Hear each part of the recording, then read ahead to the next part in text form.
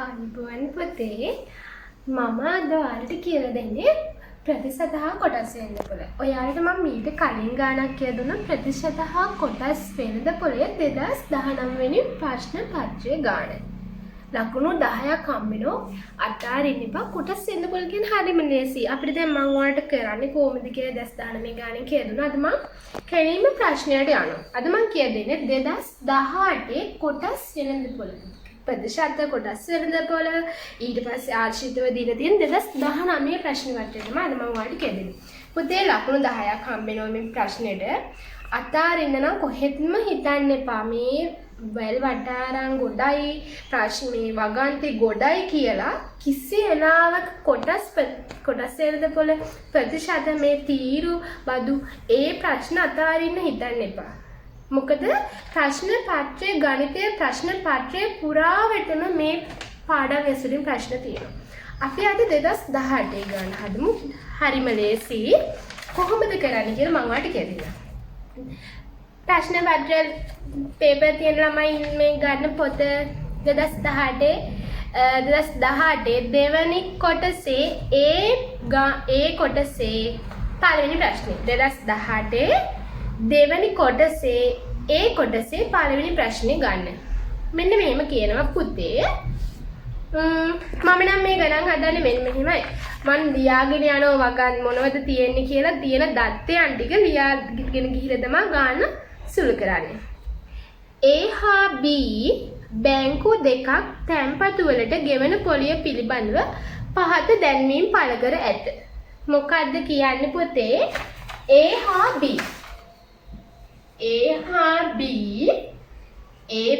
මේ බැංකු දෙකක්ලු තියෙන්නේ. හරිද?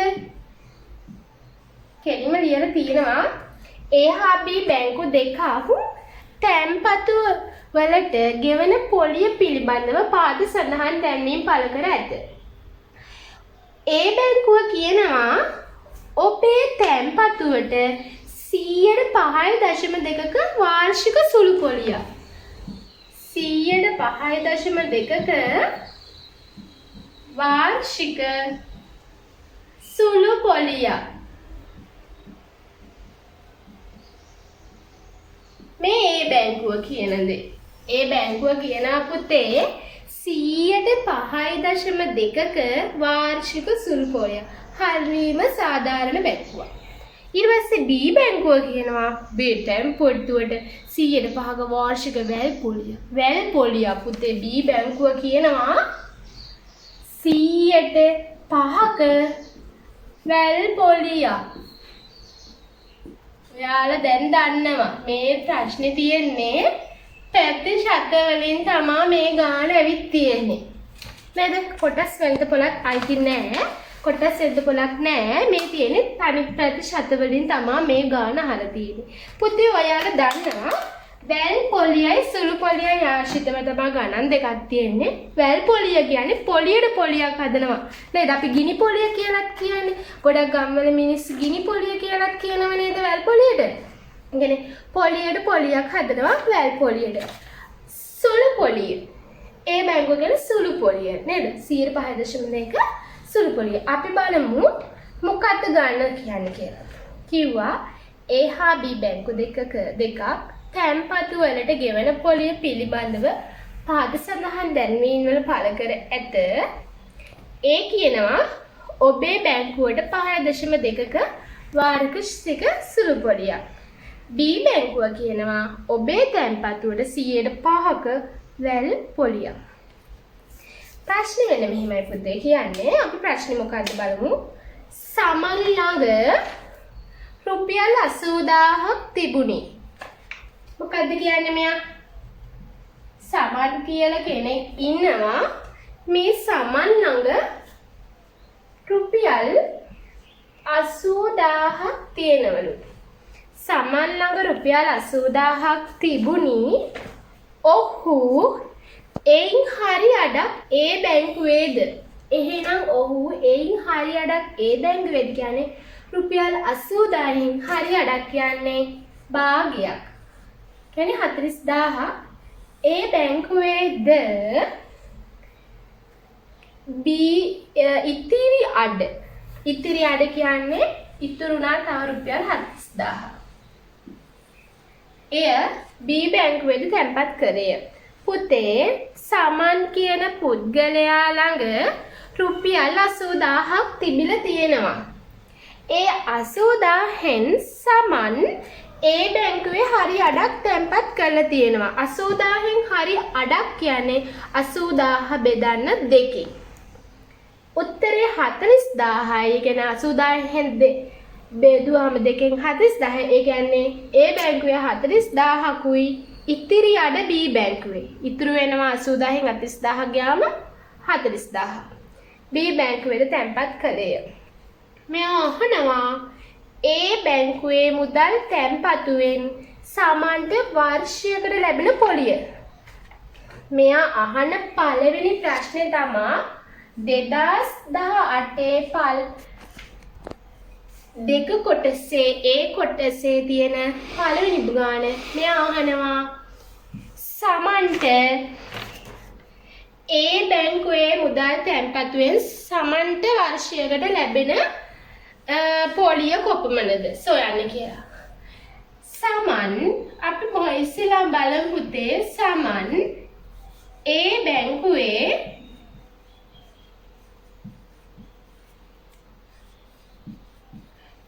තැන්පත් කළ මුදල කොච්චරද කියලා බලමු. තැන්පත් කළ මුදල සමන් ළඟ රුපියල් 80000ක් තිබ්බනේ පුතේ. ඒ රුපියල් 80000න් සමන් හරියටක් ඒ බැංකුවේ තැන්පත් කරානේ. අපි බලමු රුපියල් 80000ක් තිබ්බා. ඒකෙන් හරියටක් කියන්නේ ඒක දෙකට බෙදුවහම රුපියල් 40000යි. මේක මේ විදියට ලියන්නත් ඕනි පුතේ. සමන් ඒ බැංකුවේ තැන්පත් කළ මුදල කීයද? රුපියල් 40000යි. අහන්නේ අපෙන් ඒ බැංකුවෙන් වර්ෂයකට ලැබෙන පොලිය කොච්චරද කියලා. එහෙනම් පොලිය සමානයි. අපිට ලියන්න පුළුවන් මේකේ වගන්තිය. ඒ බැංකුවේ වර්ෂයකට ලැබෙන පොලිය කියලා. ඔයාලා ලියන්න පුතේ. මෙහෙම ලියන්න. ඒ බැංකුවෙන්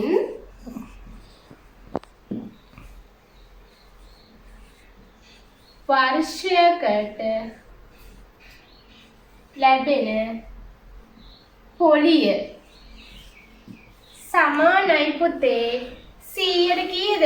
100ට 5.2යි රුපියල් 40000කට නම් කොච්චරද නේද?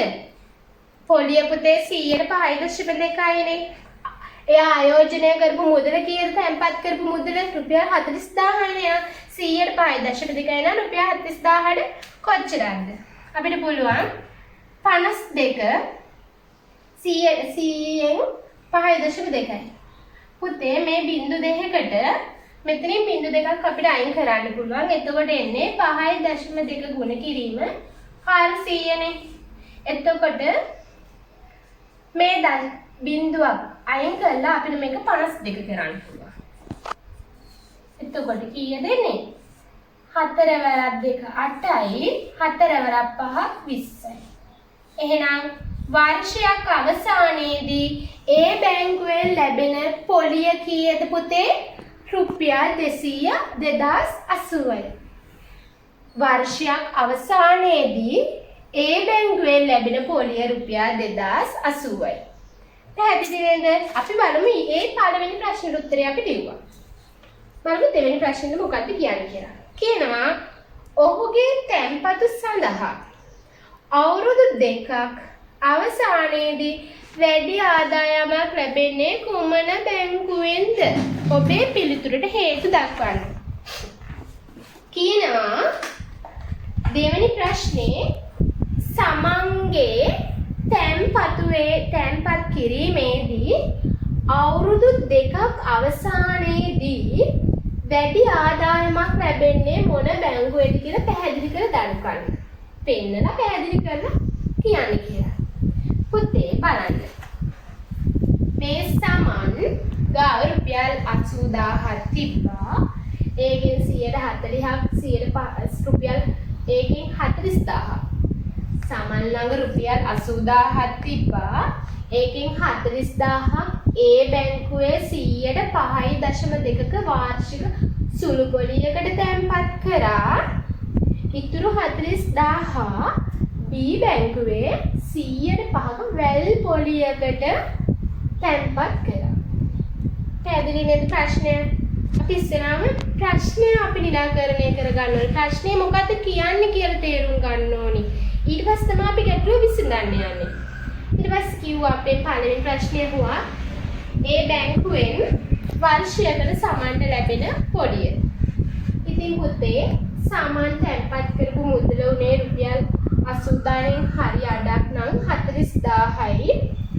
ඒ බැංකුවෙන් වර්ෂයකට ලැබෙන පොලිය පුතේ 100.5% සුළු පොලියකට රුපියල් 40000ක් තැන්පත් කරේ. එතකොට එනම් අවුරුද්දකට ලැබෙන පොලිය කීයද? රුපියල් 2080යි. මෙයා අහන්නේ පුතේ වර්ෂ දෙකක් අවසානයේදී බැංකු දෙකේම වැඩි ආදායමක්. එහෙනම් අපිට පුළුවන් සුළු පොලියක් නේ පුතේ. එහෙනම් වසර දෙකකට ලැබෙන ආදායම කියන්නේ පුතේ මේ පොලියනේ. සුළු පොලියක් නේ පුතේ. සුළු පොලියක් නම් පළවෙනි අවුරුද්ද 2080යිනේ. එහෙනම් දෙවෙනි අවුරුද්දෙත් කීයද? මේ 2080ක් හම්බ වෙන්නේ. කියන්නේ එක අවුරුද්දකට 2080 අවුරුදු 10ක් ගියත් එයා සුළු පොලියක් නම් එයාට හම්බෙන්නේ එක අවුරුද්දක රුපියල් 2080යි. අවුරුදු දෙකකට නම් 2080ම දෙක. 2080 දෙකක් බලන්න පුතේ. දෙවරක් බිංදුව බිංදුවයි. දෙවරක් 8 16 6 එකක් ඉතුරුයි. දෙවරක් බිංදුව බිංදුවයි මෙතන 1යි. දෙවරක් දෙක 4යි. බලන්න පුතේ එහෙනම් ඒ සමාගමෙන් අවුරුදු දෙකකටම ලැබෙන ආදායම රුපියල් කීයද? 4160යි. මේ තියෙන්නේ පුතේ ඒ බැංකුවෙන් අවුරුදු දෙකකටම ලැබෙන පොලිය. කියන්නේ ආදායම. පැහැදිලි නේද ඔයාලට? එක අවුරුද්දකට හේවුවා 2080යි. අවුරුදු දෙකකට හොයන්න නම් ඒ 2080 දෙකෙන් වැඩි කරන්න. අවුරුදු 5කට කිව්වා නම් 2080 5ෙන් වැඩි කරන්න. අවුරුදු 3කට කිව්වා නම් 2080 3ෙන් වැඩි කරන්න. සුළු පොලියටනේ පුතේ මතක තියාගන්න සුළු පොලියට. හරි. අපි ඊට පස්සේ බලමු දැන් අපි ඒ සමාගමේ ලැබෙන ආදායම බැලුවනේ අවුරුද්දක් අවසානයේදී අවුරුදු දෙකක් අවසානයේදී බැලුවනේ මේ තියෙන අවුරුදු දෙකක් අවසානයේ ඒ සමාගමෙන් ලැබෙනවා 4160 රුපියල්. මේ තියෙන්නේ ඒ සමාගමෙන් ලැබෙන ආදායම. අපි බලමු B සමාගමෙන් අවුරුදු දෙකක් අවසාන ලැබෙන ආදායම කොච්චරද කියලා. අපි ඉස්සෙල්ලා බලමු B සමාගමේ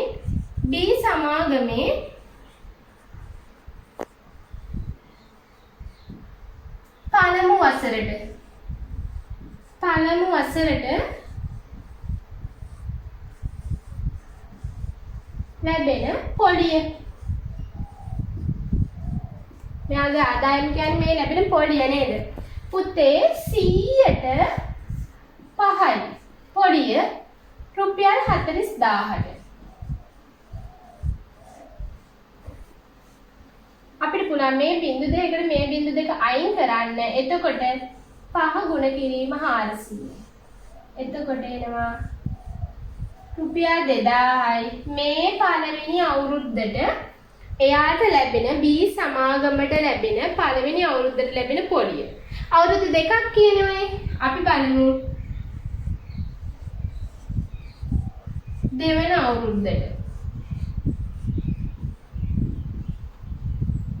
දෙවැනි අවුරුද්දේ පොලිය බලමු. පුතේ මතක තියාගන්න. මේ වැල් පොලිය. මේ මොකද්ද? වැල් පොලිය. වැල් පොලිය හදන්නේ අපි මේ මුලින් හැදුනේ ආයෝජන රුපියල් 40000 තැන්පත් කරානේ. මේ 40000ට මේ පොලිය එකතු වුණාම ඒ නාගයෙන් තමයි අපි දෙවෙනි අවුරුද්දට හදන්නේ. කියන්නේ 40000ට එකතු කරන්න ඕනේ රුපියල් 2000ක්. එතකොට රුපියල් 42000ට තමයි අපි දෙවනි අවුරුද්දේ පොලිය හොයන්න. 100ට 5යි කීයද මෙතන? 42000යි. 40000 තැන්පත් කරා පළවෙනි අවුරුද්දේ ලැබෙන පොලිය 2000ක්. එහෙනම් 40000යි 2000යි එකතු කරාම 42000යි. දෙවනි අවුරුද්දේ පොලිය හොයන්නේ 42000ට. බලන්න පුතේ මේ බිංදු දෙකට අපිට මේ බිංදු දෙක අයින් කරාම 5 ගුණ කිරීම 420යි. දෙවරක් 5 10 බිංදුව එකක් ඉතුරුයි. 4 5 20යි 21යි. එහෙනම් B සමාගමෙන් B බැංකුවේ දෙවනි අවුරුද්දේ පොලිය කීයද පුතේ? 2100යි. එහෙනම්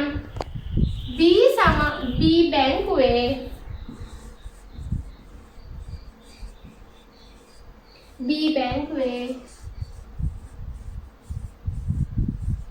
මුළු ආදායම සමානයි පුතේ රුපියල් 2100ට එකතු කරන්න ඕනි මුලින් ලැබුණු රුපියල් 2000 නේද? එතකොට රුපියල් කීයද සම්පූර්ණ ගාම? 4100. මෙන්න මේ බැංකුවෙන් අපිට ලැබුච්ච මුදල මුළු අවුරුදු දෙකක් අවසානයේදී පුතේ ඒ බැංකුවෙන් අපිට ලැබුණේ රුපියල් 4160ක්. B බැංකුවෙන් අපිට ලැබෙනවා රුපියල් 4100ක් අවුරුදු දෙකක් අවසානයේ. එහෙනම් අපිට ලේසි වැඩි ආදායමක් හම්බ වෙන්නේ මොන බැංකුවෙන්ද? A බැංකුවෙන්. එහෙනම් අපිට ලියන්න පුළුවන් පුතේ වැඩි ආදායමක් ලැබෙන්නේ A බැංකුවෙන් බැවින් A බැංකුවේ තැන්පත් කිරීම මොකක්ද අපිට වෙන්නේ? අපිට A බැංකුවේ තැන්පත් කිරීම තමයි වාසි. අපිට කියන්න පුළුවන් A බැංකුවෙන් වර්ෂ දෙකක් අවසානයේදී ලැබෙන ආදායම රුපියල් 4160යි. B බැංකුවෙන් වර්ෂ දෙකක් අවසානයේදී අපිට ලැබෙන මුදල රුපියල් 4100යි. එම නිසා වැඩි ආදායමක් ලැබුණේ A බැංකුවෙන්ය. A බැංකුවේ රුපියල් 4160යි. B බැංකුවේ රුපියල් 4100යි. එහෙනම් අපිට වැඩි ආදායමක් ලැබුණේ A බැංකුවේ 5.2ක සුළු පොලියකට රුපියල් 40000 තැන්පත් කිරීම තුලින්. අපි ඊට පස්සේ බලමු පුතේ ඊළඟට මොකක්ද ප්‍රශ්නය කියලා. ඊළඟ තුන්වෙනි ප්‍රශ්නේ. පුතේ තුන්වෙනි ප්‍රශ්නය අපිට කියනවා මෙහෙම.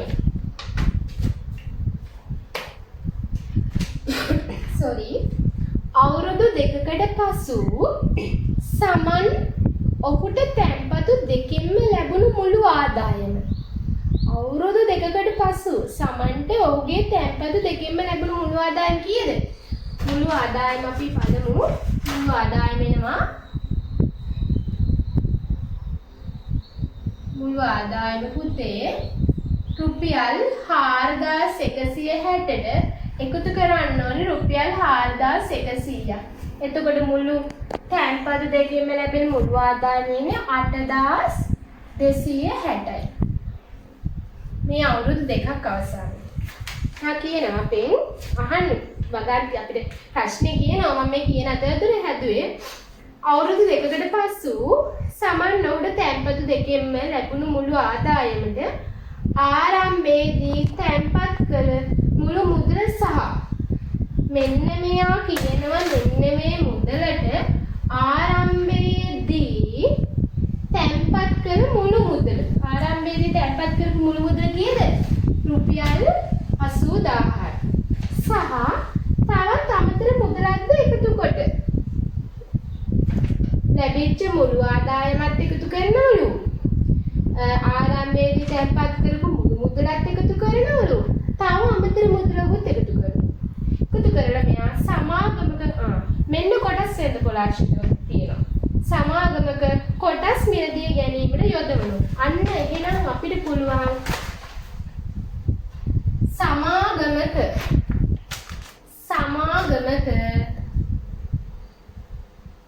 සමාගමට ආයෝජනය කරන මුදල අපිට හදන්න පුළුවන් පුතේ. මෙයා කියනවා ලැබුණු මුළු ආදායම 8260. මේ රුපියල් වලින්නේ. තව මුලින් තැන්පත් කරපු රුපියල් 80000යි. තව කියනවා අමතර මුදල. අපි අමතර මුදල අපි දන්නේ නැහැ පුතේ. අමතර මුදල අපි S කියලා ගමු. අමතර මුදල ඔන්න X කියලා ගත්තා. එතකොට මෙතන එනවා 88260 දාන X. මේ තමයි දැන් මෙයා කොටස් මිලදී ගන්න යොදන අලුත් ගණන ආයෝජනය කරන මුළු මුදල වෙන්නේ. මෙයා කිව්වා අවුරුදු 2කට පසු සමන් ඔහුට තැන්පතු දෙකෙන්ම ලැබුණු මුළු ආදායම. සමන්ට ඔහුගේ තැන්පතු මුළු දෙකෙන්ම ආදායම ලැබුණේ 8260යි. ආදායමට ආරම්භයේදී තැන්පත් කළ මුළු මුදල. ආරම්භයේදී තැන්පත් කරපු මුළු මුදල පුතේ 80000යි.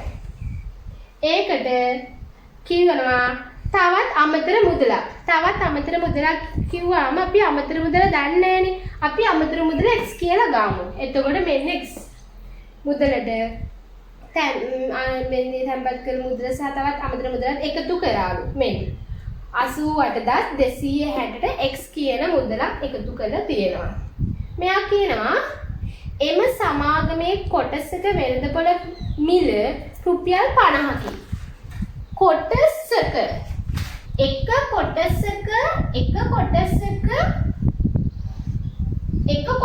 පුතේ. එක කොටසක වෙළඳපොළ මිල රුපියල් 50යිලු. වාර්ෂිකව කොටසකට රුපියල් 2ක ලාභාංශයක් ලැබෙනවලු. ලාභාංශය කොච්චරද? 2යි. එහෙනම් අපිට මුලින්ම අදා ගන්න පුළුවන් පුතේ කොටස් ගණන. කොටස් ගණන අපි බලමු. කොටස් ගණන කියන්නේ පුතේ ආයෝජනය කරපු මුළු මුදල කොටසක් කියනවා අපිට රුපියල් 50යි කියලා.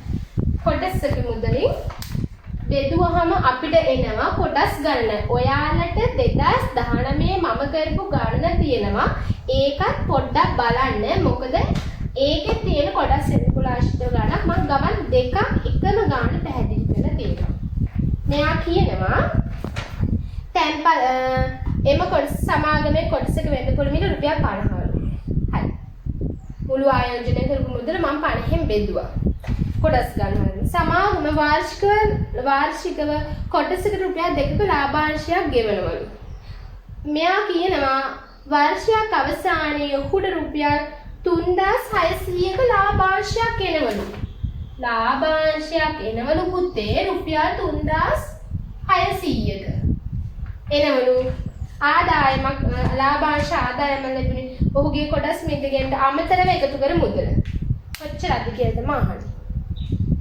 අපි මේ සේරම මකමු.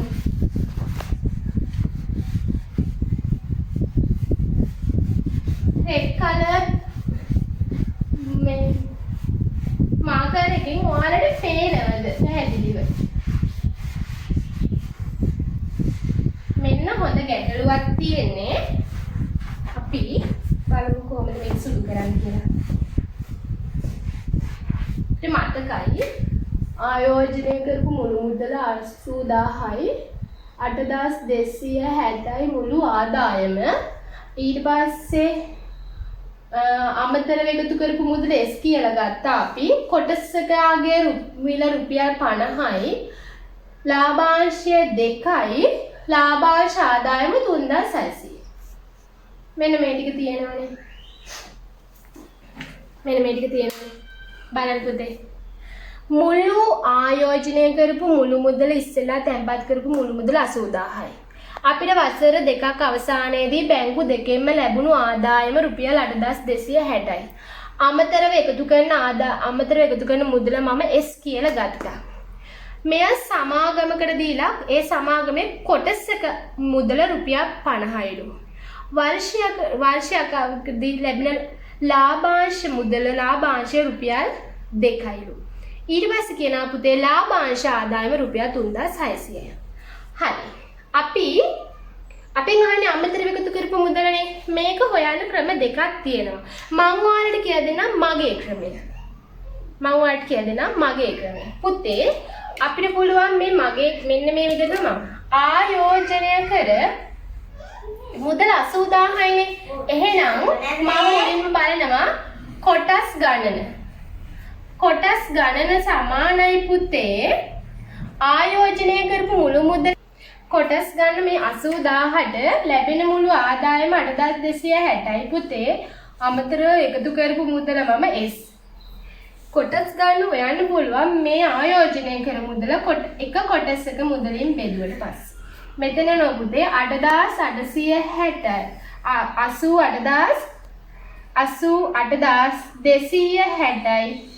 එකතු කිරීම x බෙදීම 50යි. පුතේ ලැබෙන අපිට ඊට පස්සේ පුළුවන් ලැබෙන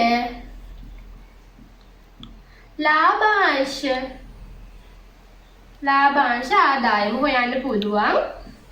ආදායම සමවැටි වෙන කරනවා මේක ලාභාංශයෙන් ගුණ කරාම අපිට ලැබෙන ලාභාංශ ආදායම දීලා තියෙනවා මෙයා 3600යි.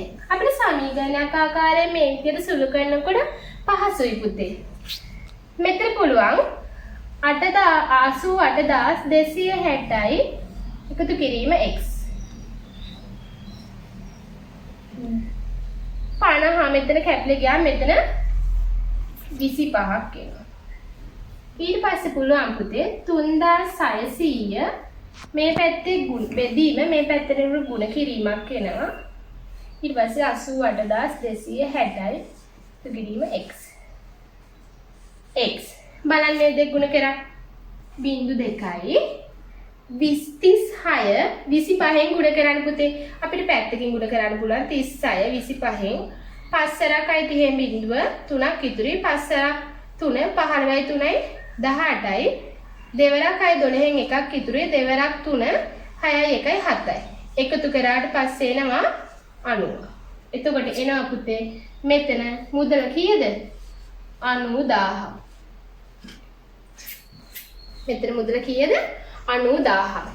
එහෙනම් x වන්න පුළුවන් මේ 90000න් මේ පැත්තේ දාන 88260 මේ පැත්තට ගේන්න. එතකොට x අගය එනවා 0.0යි 10න් 6ක් 4යි 9න් 2ක් 7යි 9න් 8ක් 1. එතකොට අමතරව එකතු කරපු මුදල කීයද පුතේ x 1740යි. පැහැදිලි නේද? මේ විදියට හැදුවහම ලකුණු දෙනවා. මේ විදිය තමයි සරලම ක්‍රමයක් මේක.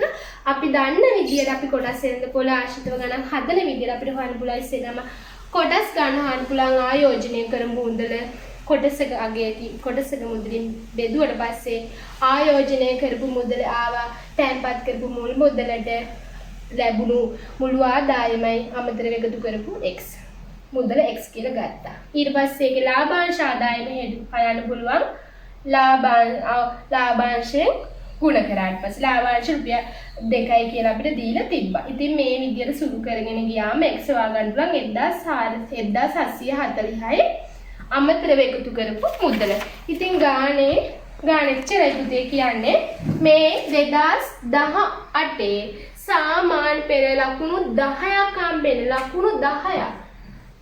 මේ ලකුණු 10ක් විතරක් නෙවෙයි පුතේ මේ ප්‍රශ්න පත්‍රයේ එක කොටසේ පළවෙනි ගාන ඊට පස්සේ ආපහු එක කොටසේ